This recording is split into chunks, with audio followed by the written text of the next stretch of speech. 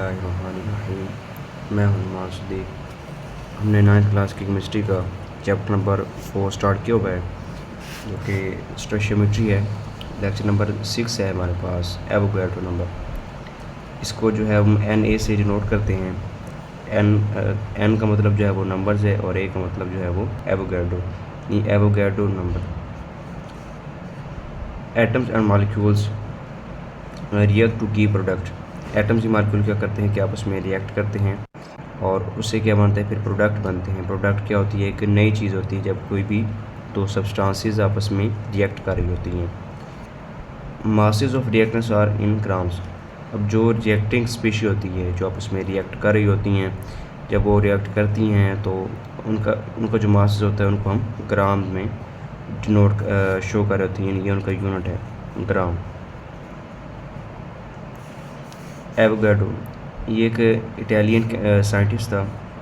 इसने Avogadro numbers की definition इसने यूँ की कि the number of 6.02 multiply by 10⁻23 is called Avogadro number.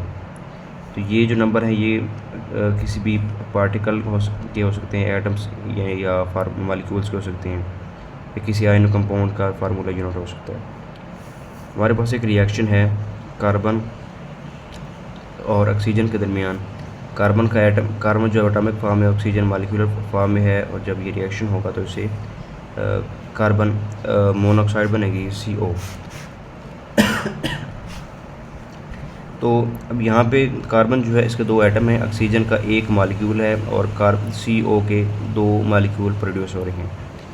Increase number of atom. अब ये वाले जो वैल्यूज़ हैं, यानी जब इनके मासेस को देखा जाए तो ये बहुत स्मॉल वैल्यू होती है, इसलिए हम क्या करते हैं कि नंबर ऑफ़ एटम्स को बढ़ा देते हैं, एटम की तादाद को बढ़ा देते हैं। तो इसलिए हमने इसको सबको ना 100 से मल्टीप्लाई कर दिया। अब इसके चूँकि दो एटम थे तो 100 मल्टीप्लाई बाई 2, एक मालिक्यूल था तो 100 मल्टीप्लाई बाई 1 मालिक्यूल, और इसके दो मालिक्यूल थे तो 100 मल्टीप्लाई बाई 2 मालिक्यूल।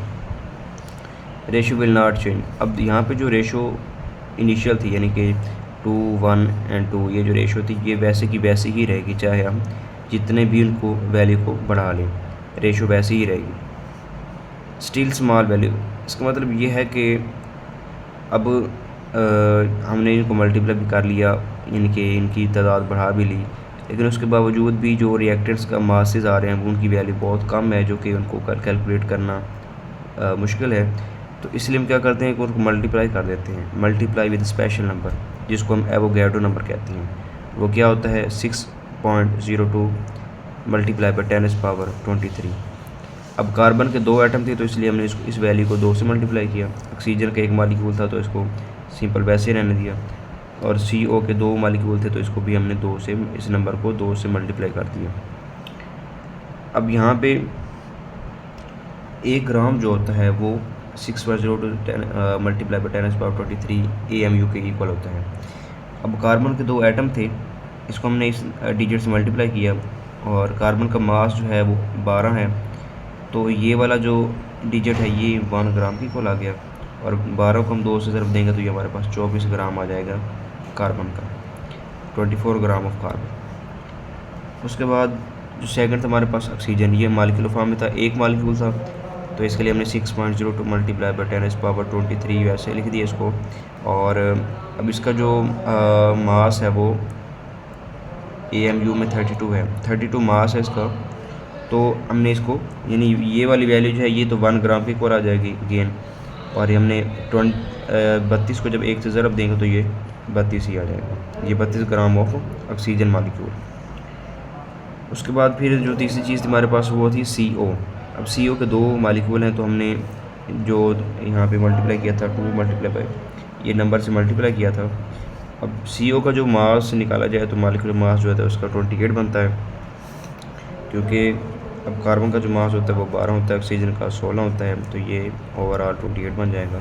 28 को हम, ये वाला डिजिट जो ये वाला जो नंबर है ये 1 के इक्वल आ जाएगा। 28 को मल्टीप्लाई करेंगे 2 से तो ये यहाँ पे इसको लिख देंगे ऐसे, यानी 56 ग्राम ऑफ CO, तो CO मालिक्यूल। अब ये वाला जब सारे हमने कैलकुलेट कर लिए तो इसे हम ये कंक्लूजन निकला कि कार्बन के 24 ग्राम है, ऑक्सीजन की 32 ग्राम है और CO के 56 ग्राम है। ये जो है हमने सबके अब मासेस निकाल लिए। तो इस तरह हम जो है वो आसानी से एवोगाड्रो नंबर को मल्टीप्लाई करके किसी भी रिएक्शन के रिएक्टेंट्स के मासेस जो है वो निकाल सकते हैं।